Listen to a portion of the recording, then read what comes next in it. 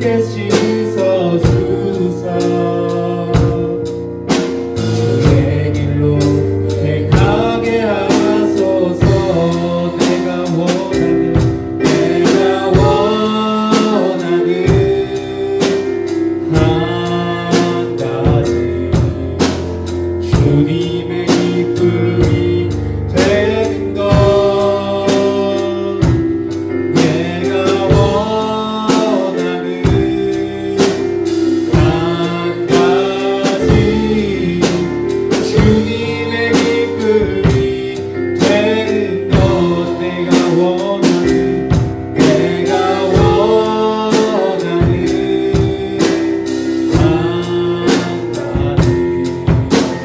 주님의 기쁨이 되는 것. 내가 원하는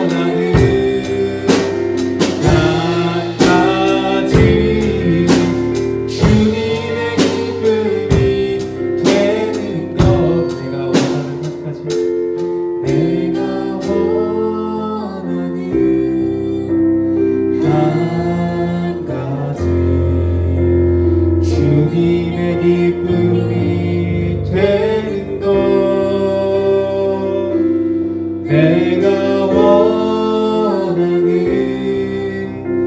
한 가지 주님의 기쁨이 되는 것.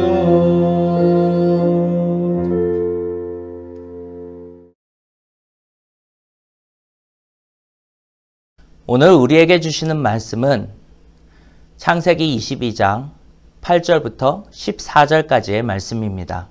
아브라함이 이르되 내 아들아 번제한 어린 양은 하나님이 자기를 위하여 친히 준비하시리라 하고 두 사람이 함께 나아가서 하나님이 그에게 일러주신 곳에 이른지라. 이에 아브라함이 그곳에 제단을 쌓고 나무를 버려놓고 그의 아들 이삭을 결박하여 제단 나무 위에 놓고 손을 내밀어 칼을 잡고 그 아들을 잡으려 하니 여호와의 사자가 하늘에서부터 그를 불러 이르시되 아브라함아 아브라함아 하시는지라.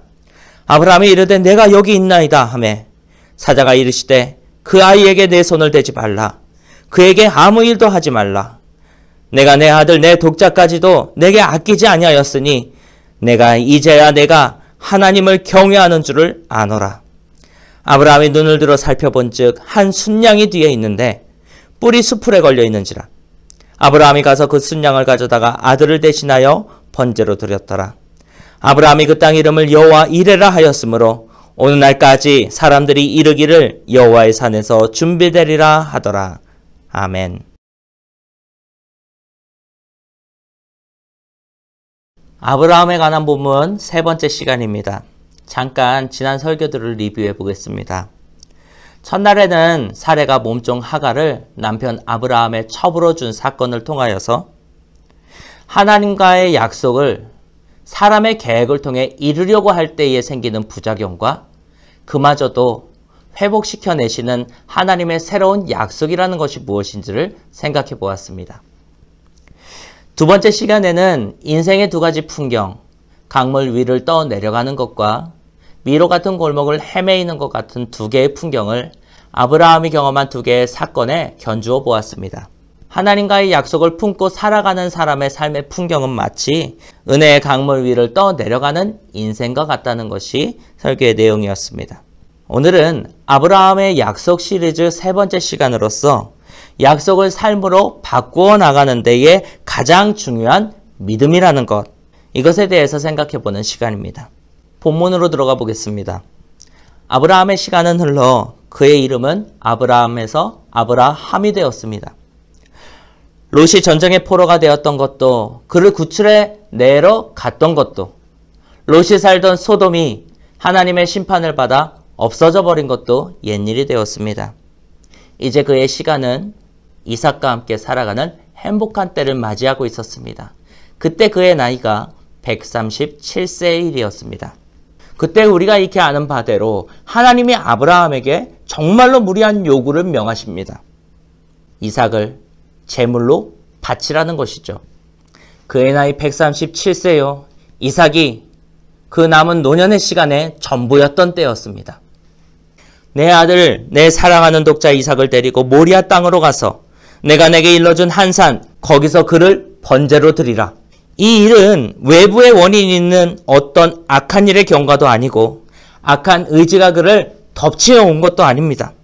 본문은 이 일에 관하여 하나님이 아브라함을 시험하시려고 그를 부르시되 라고 적고 있습니다. 그분의 의지였다는 것입니다. 아브라함은 이 무리한 요구 앞에서 그는 순종하기로 했습니다. 이삭을 데리고 다른 재물 없이 그 집을 떠나 모리아의 한 산에 도착했습니다. 그는 산에 올라 제단을 쌓았고 이삭을 포박하여 그 제단 위에 올려두었습니다. 그가 이전에 드렸던 모든 재물에 대하여서 그래야 하였듯이 그 생명을 끊으려고 하는 순간 하나님의 사자가 그를 불러 멈추게 하매 아브라함아, 아브라함아, 내가 내 아들 독자까지도 내게 아끼지 아니하였으니 내가 이제야 내가 하나님을 경외하는 줄을 아노라.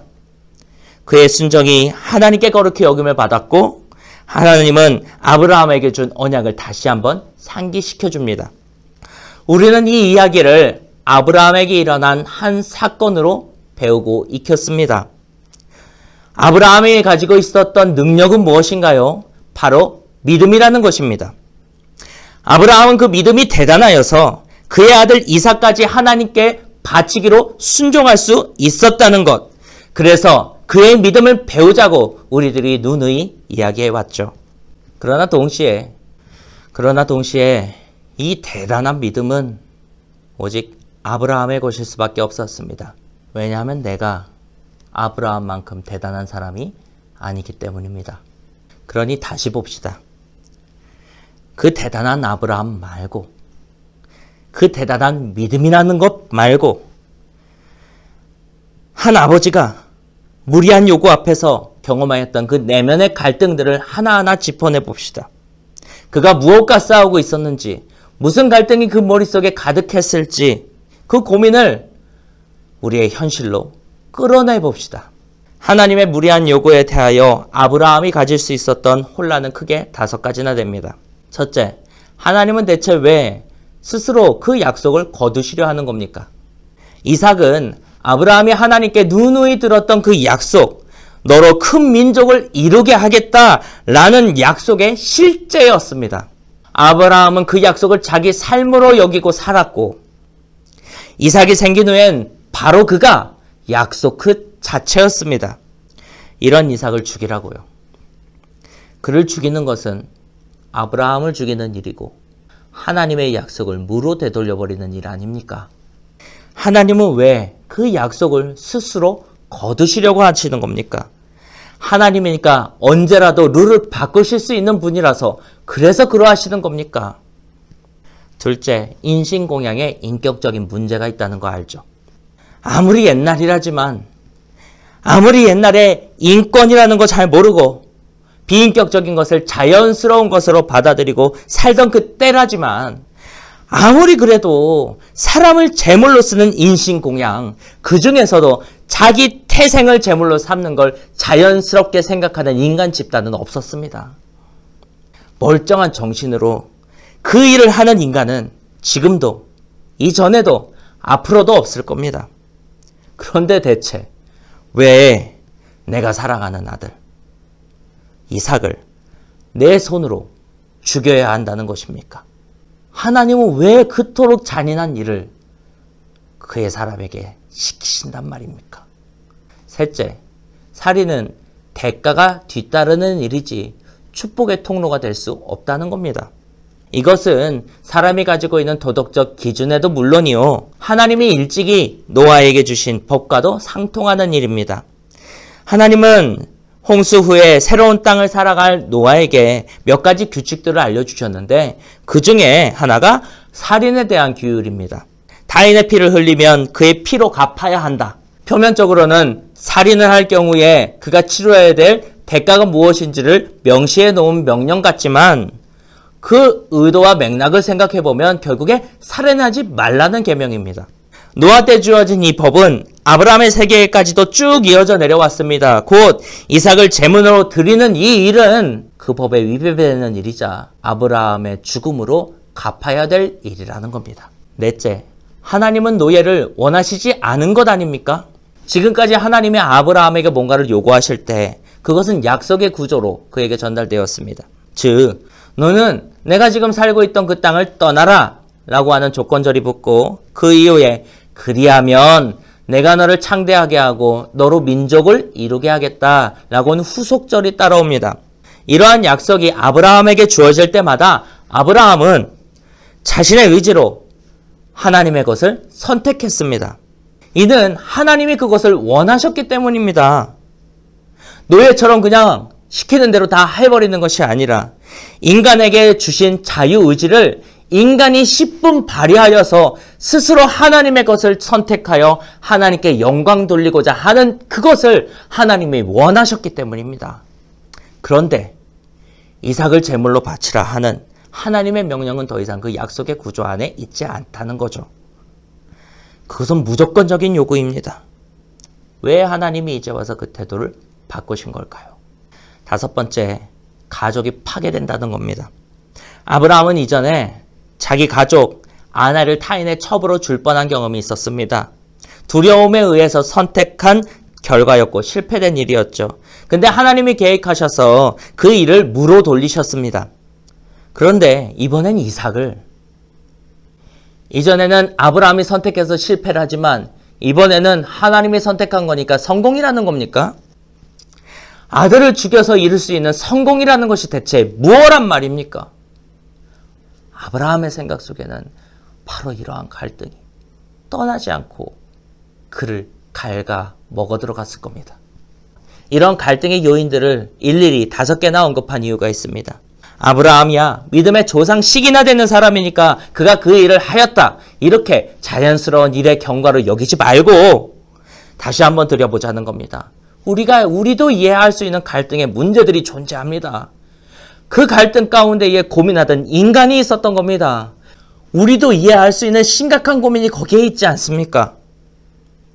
도저히 받아들일 수 없는 불합리함이 있지 않습니까? 낯선 하나님, 내 편 아닌 하나님이 거기 계시지 않습니까? 이에 대하여 아브라함이 가졌다고 하는 그 큰 믿음은 대체 무슨 일을 한 걸까요? 생각하지 않는 겁니까? 그게 믿음이 하는 일입니까? 드는 생각들을 애써 무시하는 것, 그게 믿음이 하는 일입니까? 순종이라는 것도 그렇습니다. 특정한 상황에서 인간의 정, 아버지의 책임 같은 것조차도 죄다 내던지는 그게 믿음이 하는 일입니까? 그래서 그가 순종할 수 있었다는 겁니까? 약속의 증표로 주신 이삭을 이제 와서 죽이라는 명령. 오락가락하는 약속의 내용에도 그 불합리함에도 그저 섭리, 하나님의 위대한 계획이라는 등의 뜻모를 제목을 달아서 그 입을 닫게 만들어버리는 것이 믿음이 하는 일입니까? 이런 아브라함의 내적 갈등을 생각하지 않은 채, 믿음에 대해서 깊이 숙고하지 않은 채 그저 아브라함이 순종하여서 얻게 된 그 약속의 말들을 보면서 우리도 그러하면 좋겠다 라고 하며 배워보려고 할 때에 우리가 얻을 수 있는 것은 눈먼 믿음, 맹목적인 강요와 순종뿐입니다. 성경은 덤덤하게 전지적 관점에서 이 사건을 기술해가고 있지만 곳곳에 아브라함의 절박한 심리들이 드러나 있습니다. 4절에 보면 내가 이 아이와 함께 저기 가서 예배하고 우리가 너희에게로 돌아오리라. 모리아 한산에 가까이 왔을 때 하인들을 그곳에 내려놓고 이삭과 단둘이 떠날 때에 아브라함이 하인들에게 했던 말입니다. 왜?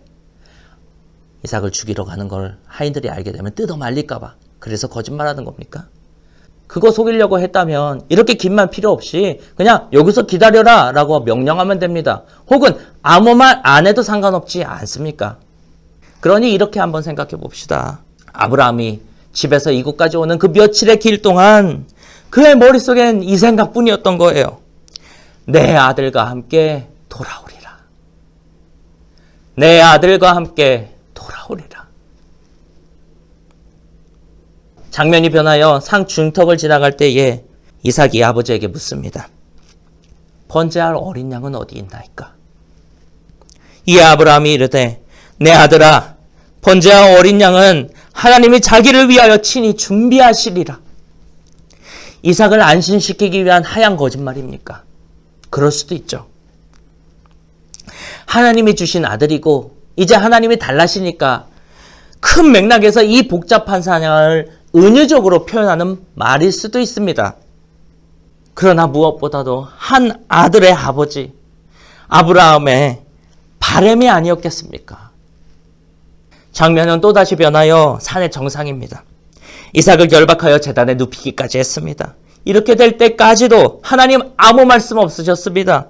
벼랑 끝으로 내몰린 바 되었습니다. 칼을 들었습니다. 칼에 든 손에 힘이 들어가고 칼끝이 이삭을 향하여 그 궤도를 그릴 때에 아브라함의 마음은, 아브라함의 생각은 무엇으로 가득 차 있었겠습니까? 하나님! 멈춰주세요. 내 아들과 함께 돌아가고 싶어요. 아들을 죽이려고 하는 그의 결단과 아들과 함께 돌아가고 싶어하는 그의 바람 사이의 분명한 간격, 절대로 하나일 수 없는 그 둘, 그 한없는 간격을 향해서 그 몸을 내던지는 그 순간에 거기에 믿음이 있다는 것입니다. 적당히 이쪽에 몸담고 살아가면서 하나님을 도우심을 바라고 있는 정도라면 우연히 일어나는 일이나 하나님의 의도로 일어나는 일이나 그 둘 다를 구분하지 못한 채 그저 하나님의 축복이라고 말해버리는 사람, 그 사람은 결단코 아브라함의 이 믿음이 무엇인지를 알 수 없을 겁니다. 그러나 나의 평화를 스스로 깨뜨리는 사람, 이곳에서의 삶의 풍경을 버리고 저쪽으로 건너가 보려고 하는 사람, 한 번도 가지 않은 길을 가려고 하는 사람, 한 번도 되어보지 못한 그 존재가 되려고 하는 사람, 자신의 한계와 부르심의 요구가 갈등을 일으키는 바로 그곳에 서 있는 사람, 그 절벽을 향하여 그 허공에 발을 내디디려고 하는 사람, 그 사람이 아브라함이 경험한 것과 같은 믿음의 순간을 맞이하게 될 것입니다. 이 믿음의 순간에 하나님이 나타나셔서 그 둘을 합쳐주십니다. 그를 구원하여 주시는 겁니다. 이 구원은 그저 이삭을 살아남게 허락해 주신 것이 아니라 새로운 지평으로 그를 데려가신 겁니다. 한 사람을 택하여 그를 믿음의 조상으로 삼고자 하셨던 하나님의 그 뜻이 그때에 이루어진 것입니다. 이제야 내가 나를 경외하는 줄을 아노라. 나를 이곳에서 저곳으로 건너가게 하시는 그 능력을, 도무지 스스로 메꿀 수 없는 그 간격을 능히 메꾸어내시는 하나님의 믿음에 관하여서 생각하시고 구하시고 그 믿음의 때를 맞이할 수 있는 저와 여러분이 되기를 간절히 바랍니다. 기도하겠습니다. 주님, 약속을 품고 한평생을 살아가 결국에는 믿음의 조상이 된 아브라함과 같이 우리도 우리에게 맡겨진 인생을 살아가는 동안에 하나님의 약속을 품기를 원하고 아브라함이 가졌던 그 믿음을 경험하기를 원합니다. 우리의 일상 가운데에서 하나님 선택하게 하여 주옵시고 우리의 스스로의 평화를 깨뜨리지만 동시에 하나님이 원하시는 새로운 지평으로 건너갈 수 있다는 이 믿음을 가진 자 되어 이 믿음대로 살아가는 우리들의 삶을 꿈꾸고 구하게 하여 주옵소서. 예수 그리스도의 이름으로 기도합니다. 아멘. 하늘에 계신 우리 아버지여, 이름이 거룩히 여김을 받으시오며 나라가 임하시오며 뜻이 하늘에서 이루어진 것 같이 땅에서도 이루어지리이다. 오늘 우리에게 일용할 양식을 주옵시고 우리가 우리에게 죄 지은 자를 사하여 준 것 같이 우리 죄를 사하여 주옵시고 우리를 시험에 들게 하지 마옵시며 다만 악에서 구하옵소서. 대개 나라와 권세와 영광이 아버지께 영원히 있사옵나이다. 아멘.